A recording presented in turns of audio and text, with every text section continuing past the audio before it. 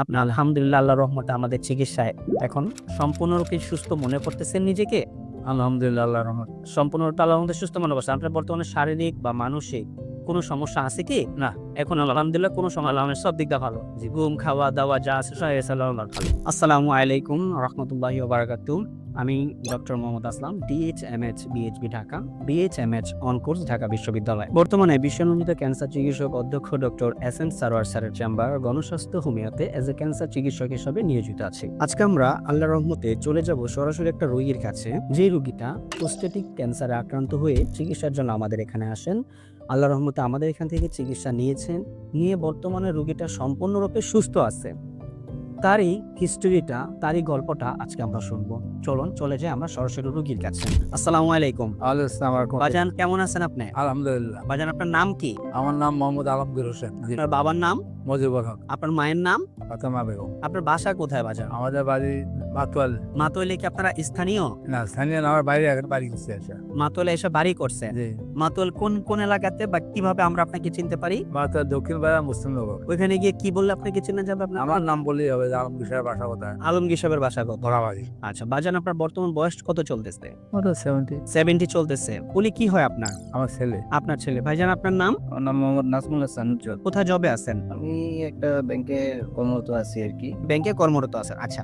তো আপনার বাবার বিষয়ে আমার মনে হয় আপনি খুব ভালো কথা বলতে পারবেন। আপনার বাবার বিষয়টাতে, উনি বয়স্ক মানুষ, আমি এতটা না করে আমি আপনার সাথে সরাসরি কথা বলতেছি। আপনার বাবা সর্বপ্রথম কি সমস্যা হয়েছিল ভাই? গত বছর ২০২৫ বছরের শুরুর দিকে আরকি। তো বাবার ঘন ঘন প্রস্রাব, তারপরে হচ্ছে প্রস্রাবের রাস্তায় কিছুটা জ্বালাপোড়াও হইতো এবং এর কারণে উনি দেখা গেছে যে রাতের বেলা মাঝে মধ্যে ঘুমের মধ্যে প্রায় ঘুম ভেঙে তারপর উনি ওয়াশরুমে যেতে হইতো কয়েকবার। জি। এট দ্য সেম টাইম ওনার স্বাস্থ্যের যে বর্তমান কন্ডিশন, ঠিক আছে, আস্তে আস্তে ধীরে ধীরে স্বাস্থ্যটা একটু কমতে শুরু করলো, ওজন হ্রাস হইতে শুরু করলো। বিভিন্ন ধরনের জটিলতা দেখি আমরা, অনেক আগে থেকে ডায়াবেটিস ছিল না, তো আমরা একটা পর্যায়ে যে সিদ্ধান্ত নিলাম বাসার সবাই, বাংলাদেশের যে বারডেমের হসপিটাল আছে, তো ওখানে যে আমরা যে নিয়মিত যে চিকিৎসাগুলো করাই বা যেখানে পরীক্ষা নিরীক্ষা করো, ওখানে বিশেষজ্ঞ চিকিৎসকের শরণাপন্ন হবো আর কি। তো আমরা সেখানে বিশেষজ্ঞ চিকিৎসকের শরণাপন্ন হয়ে উনি নানান ধরনের পরীক্ষা নিরীক্ষা অনেক পরীক্ষাই করলেন, অনেক ধরনের পরীক্ষা করলেন। পরীক্ষা নিরীক্ষা করার পরে উনি একটা সময় আইডেন্টিফিকেশন করতে পারলেন যে না, আমরা এই ধরনের একটা রোগে আক্রান্ত হয়েছি। কি রোগে আক্রান্ত হয়েছিল সেটা? সেটা ওই যে প্রস্টেটিক। প্রোস্টেটিক ক্যান্সারে আক্রান্ত হয়েছেন আপনারা। আচ্ছা, তারপর ওনাদের বক্তব্য কি ছিল? তো ওনাদের বক্তব্য ছিল যে এখন এই ধরনের চিকিৎসা আসলে বাংলাদেশে খুবই ব্যয়বহুল।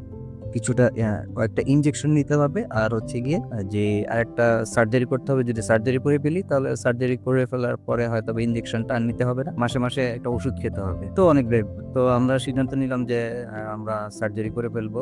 সার্জারি করেছেন আপনারা পরবর্তীতে? আচ্ছা, আচ্ছা। সার্জারি করার পরে তো অনেক ফলো আপের আকার থাকতে বললেন আর কি। তো আল্লাহর রহমত আমি অনলাইনের মাধ্যমে এখানে এই জায়গাটার আমি সন্ধান পাই। জি। সন্ধান পেয়ে, ঠিক আছে, আমি এখানে আসি। এখানে এসে আমি গত ৬-৭ মাস ধরে আমি চিকিৎসা নিচ্ছি। বর্তমানে চিকিৎসা নেওয়ার পরে আমি বর্তমান যে একদম লেটেস্ট যে রিপোর্ট, এই রিপোর্ট অনুযায়ী দেখতেছি যে আল্লাহর রহমতে আমার বাবা একটা অনেক সুস্থ আছেন। সম্পূর্ণরূপে সুস্থ আছেন আল্লাহর রহমতে। আচ্ছা।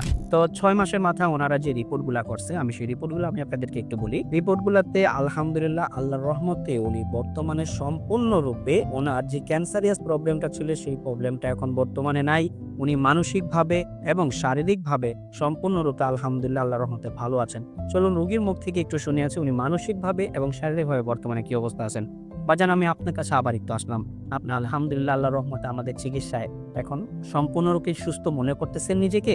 আলহামদুলিল্লাহ আল্লাহর রহমত। সম্পূর্ণরূপে আল্লাহর রহমতে সুস্থ মনে করছেন। আপনার বর্তমানে শারীরিক বা মানসিক কোনো সমস্যা আছে কি? না।